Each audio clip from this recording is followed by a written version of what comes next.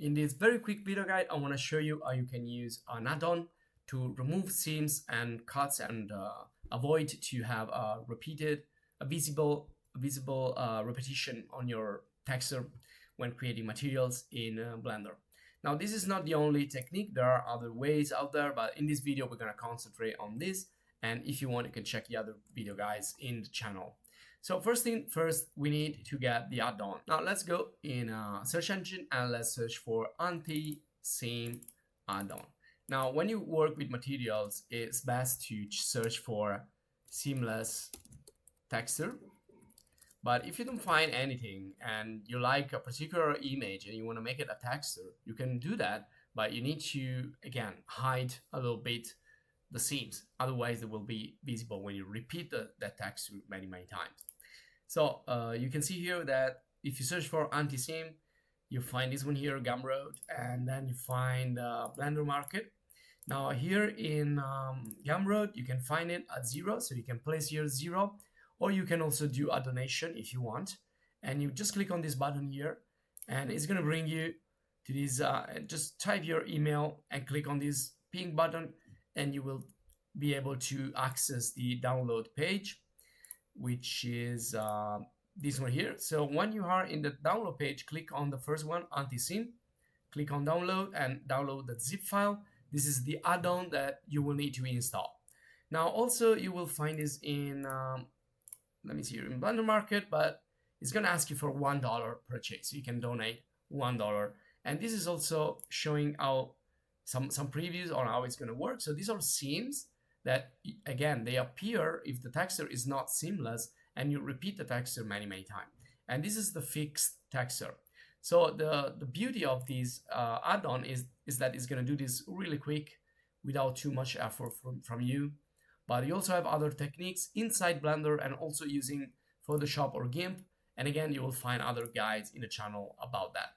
So let's close all these pages here and let's get into Blender. So I'm just going to start a new scene.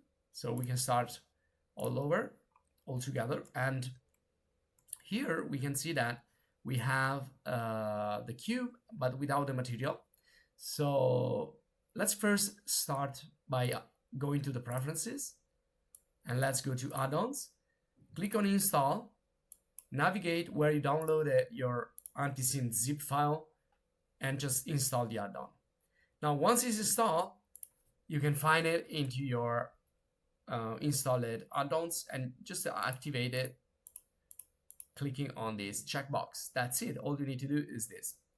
Now let's go and see where this add-on can be found. So let's move into the shading, which is the one that we usually use to create materials. And you can see we have the standard material here. And if we go on the right side of this panel, which is the editor, the material editor or shader editor, if you go on the right side, click on this little arrow or type the N key on the keyboard and open up this tab and go all the way down, search for the texture tools, and there you will find the anti-seam. But right now you cannot use it because we need a texture in order to use anti-seam. So to bring the texture, I'm going to click on this base color yellow button. I'm going to click and drag with the left mouse and release and type image texture and color. So there you go. Now we have a texture, but it's empty. So it looks black. So I'm going to click on open and I have some texture here that I have downloaded. So I want to show you first this case right here where we have like a pretty fine texture. And to see the repetition, I'm going to add the mapping node and I'm going to add the coordinate texture or texture coordinate. And I'm going to link the UV to the vector and from the mapping, the vector to the vector. And here I'm going to scale this by increasing the value here, so we're gonna have more repetition. So you can see we have some seams, but they're not so visible. So this is kind of a best situation that you can find. So anti-seam will do a great job. So let's see how it's gonna work. I'm gonna select the texture and just one click. All we need to do is click and that's it. It will remove the seams right away. And now we can adjust a little bit the shift, so you can see how it's changing, especially there where we have the repeated texture. It's changing a little bit, and you can really hide the seams a lot, and everything looks more continuous and more uniform. And again, this is really easy and fast when you have texture like this, but it's more difficult when you have a more visible pattern. So you can also click and remove the texture anti-seam add-on. So you get back to the original texture. And now I want to show you another case scenario. So I'm going to click and use this brick wall, which is a really bad texture. So if I open this, you can see that it's also vertical. So I'm going to rotate this using the Z 90 degrees. So you can see that, well, it looks pretty bad. And if I just increase here the scale, we can definitely see this black brick repeating over and over. So it's a really bad. It's also not straight, and we can see the seam right away. If you zoom in, you can see clearly the seams.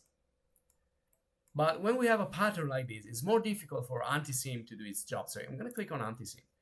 It does a pretty good job, and it also like hide a little bit this black brick, but all the bricks there, they don't look like with the same length. So it's kind of recreating the pattern somehow. And then we could try to move a little bit with the shift here, the texture, trying to find a better position. So we can work with this. And here also with this other one, with the border blend. And there you go. So now it looks way better, but you can see that the bricks, they don't look all the same, but it's better than before. So we can definitely use it, but probably we need something more, and we need to move into GIMP or Photoshop to work more on this texture. But if you want to do something really quick and really simple, anti-seam is definitely a great add-on that you can use. So this will be all for this video guide. If you enjoyed, subscribe to stay updated to the channel and to see other video guides. And if you want to thank us, if you want to support us, join the channel as a supporter.